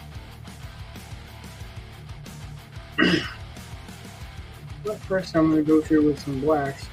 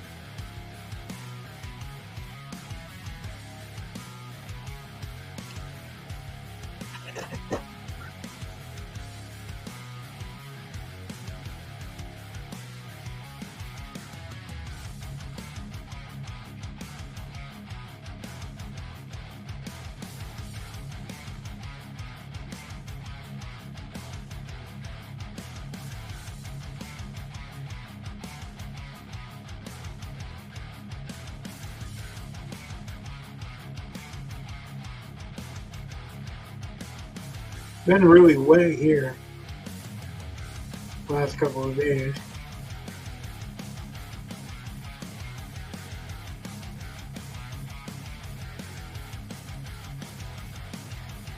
Anybody?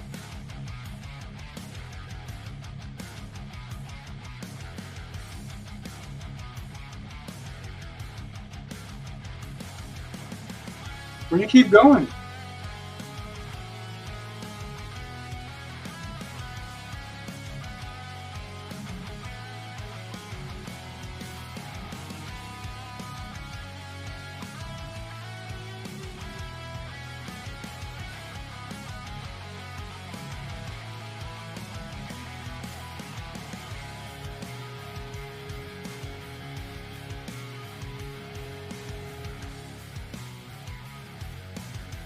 Really weird.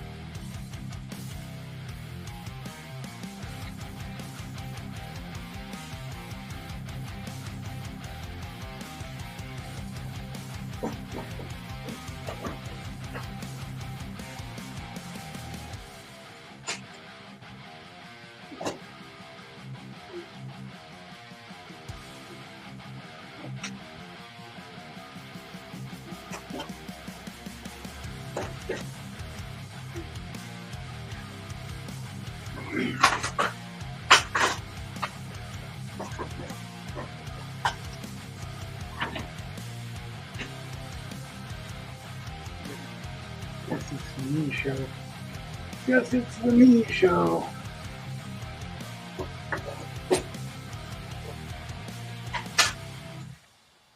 Which is why nobody's here.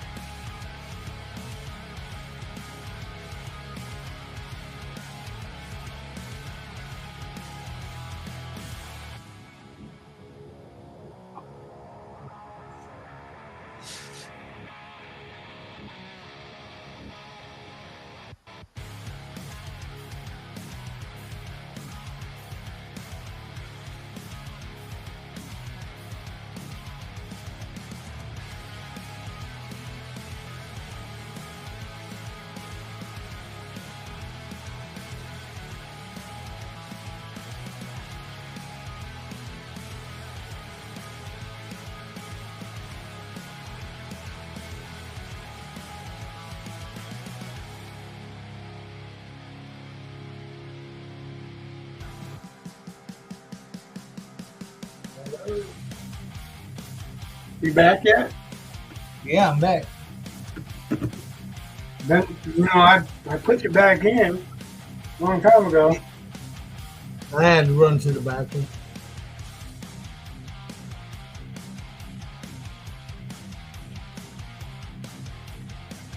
Ow.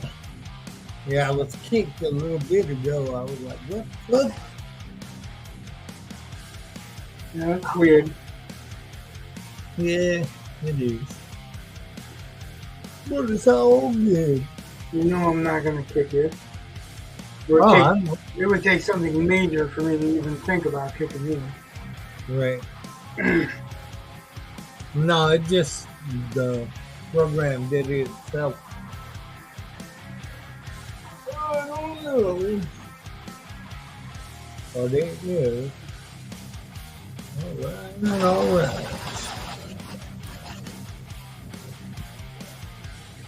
Bam.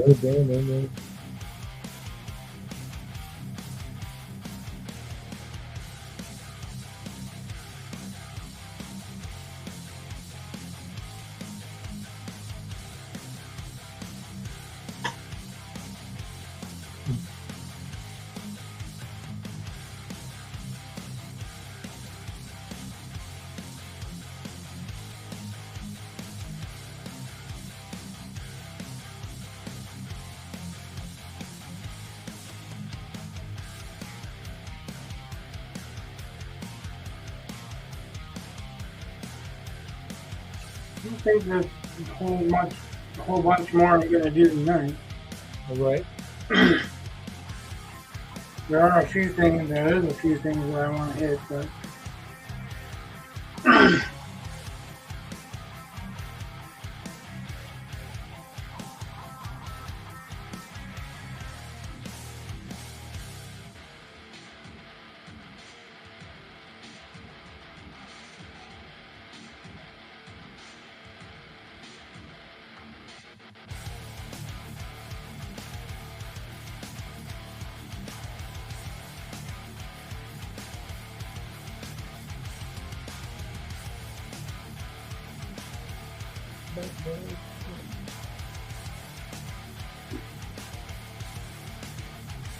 sucks. I don't know what the hell's going on with this camera, so I can't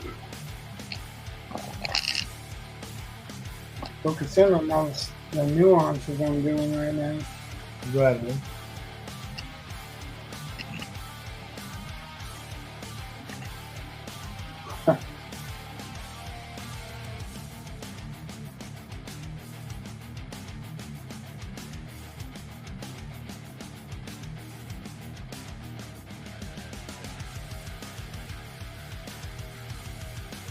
I'm gonna do one more pass All right. on snow over here. Everything else is drying, so I want to do more in the sky, but again, that's slow and steady. See that? Very true.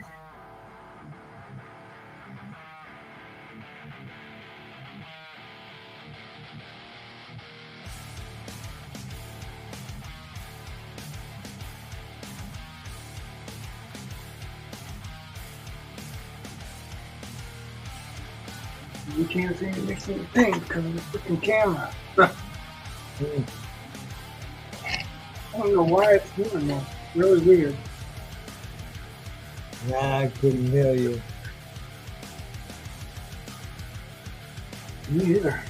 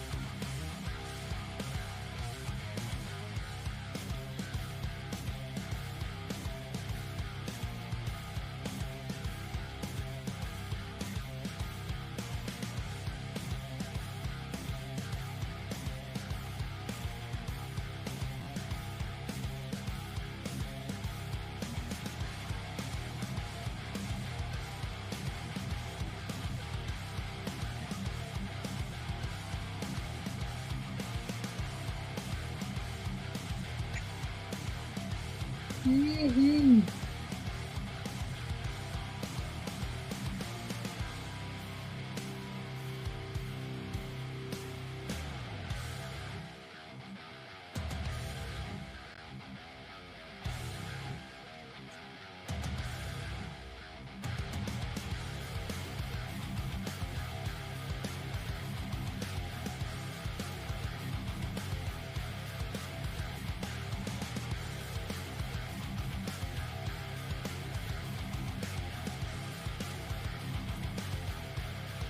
Bang, bang.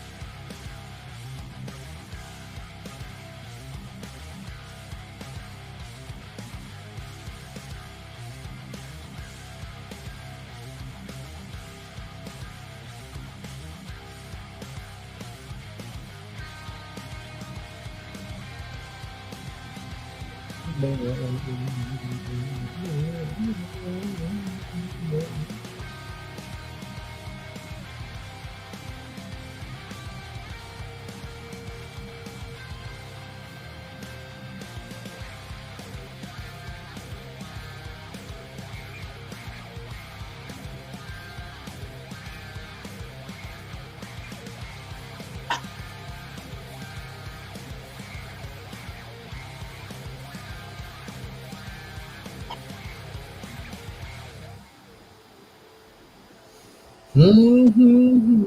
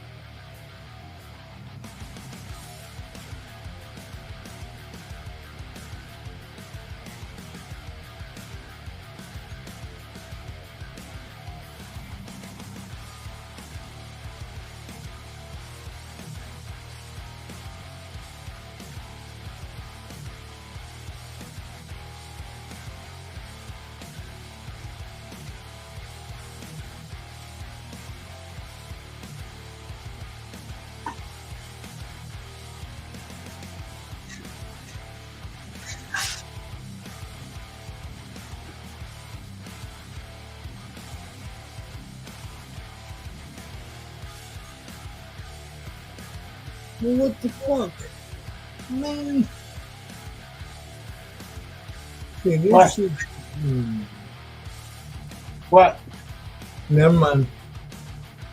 They fucking did it again, but I don't know. Stupid.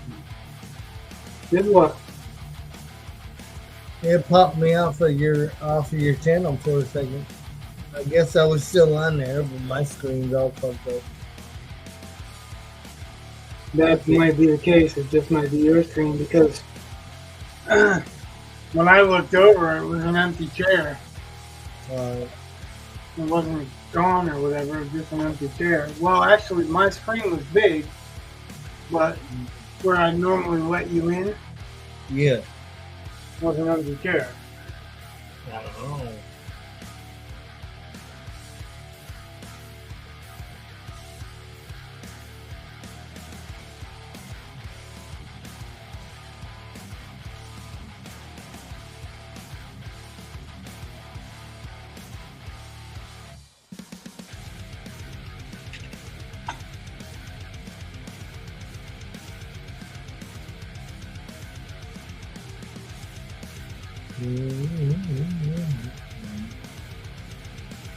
Better.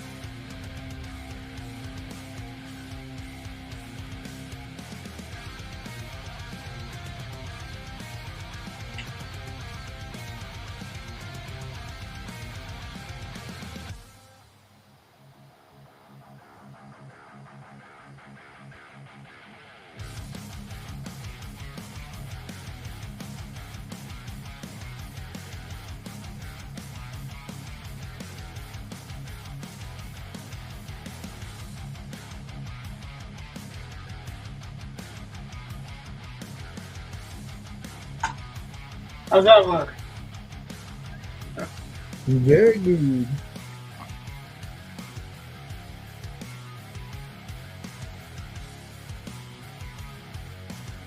Boom, boom.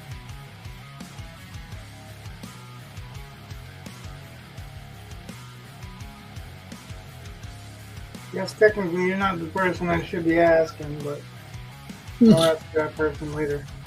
Right on. Like I said, that person is not afraid to tell me if they don't like it. Right on.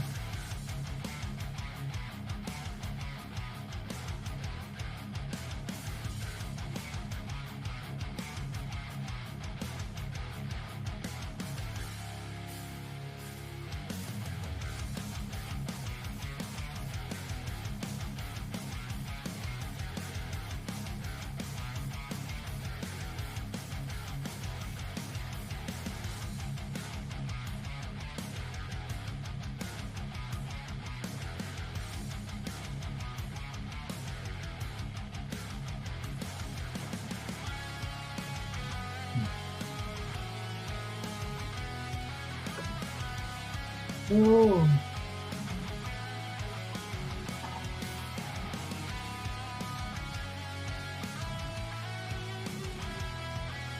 Hey, Dixie, take a screenshot. It's been a few streams since that happened.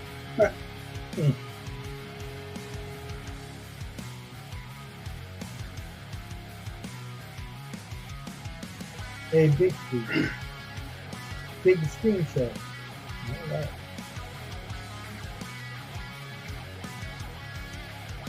All right.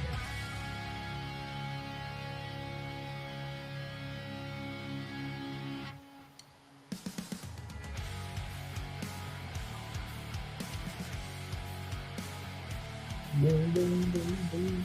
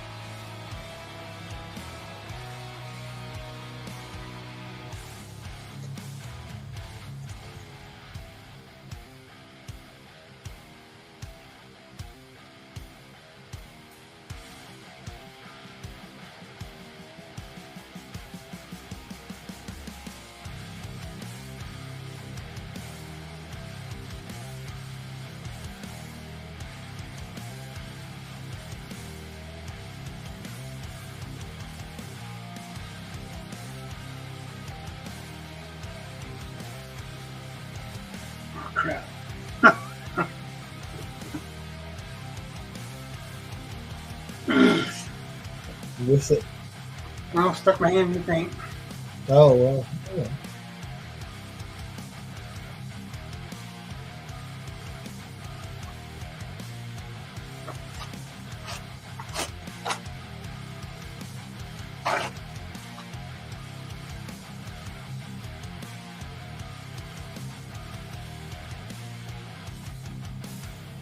Guess it can't be a really good painting until I do.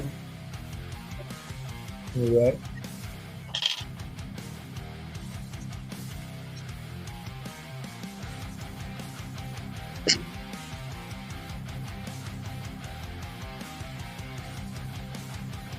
Stuck my hand in all that gray blue that I just laid down for the snow.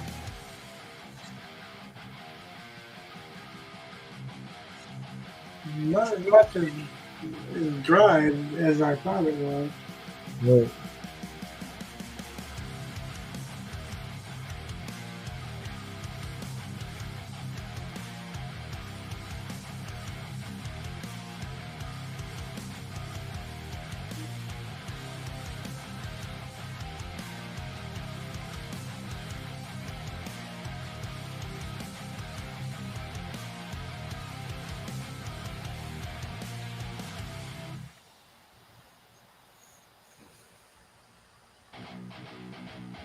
In fact, probably shouldn't be messing with it right now either.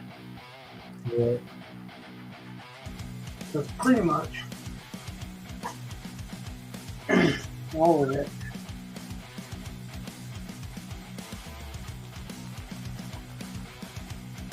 It's wet.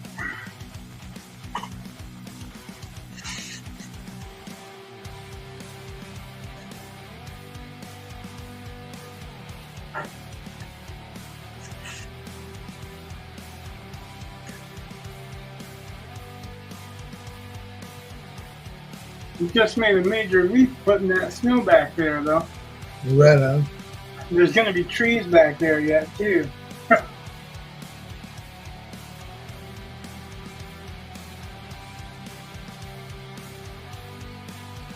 got to decide how far I want to bring it, because down here there should be some darker blue version of that snow that kind of lines up with the purple, but maybe is a little bit darker.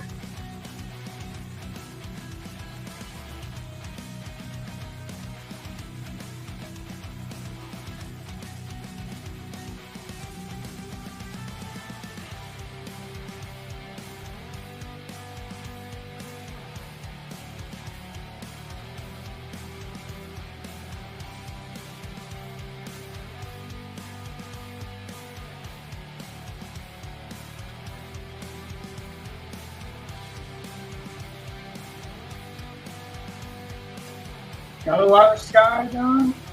Yeah. Notice all the background in there.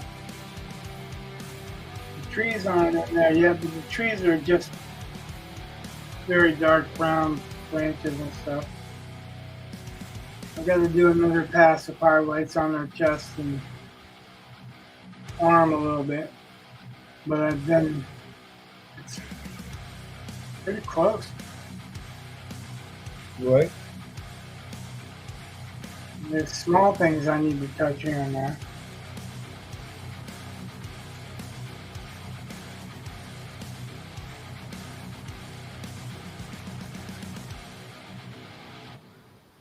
There's some. I'm constantly touching up the firelight because I'm not quite happy with it yet. But for the most part, I mean, like I've got to do some on her foregut, which is the thing around her neck, because we need to see that it's the thing around her neck. So I need to either bring that out with her chest and highlight Right. that there's a dark shape around the neck that is something.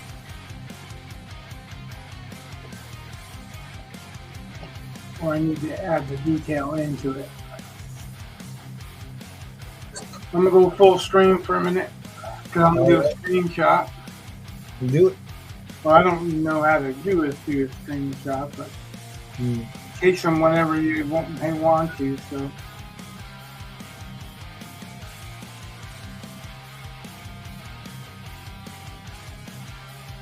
I guess we can say good night. God bless. We love you all.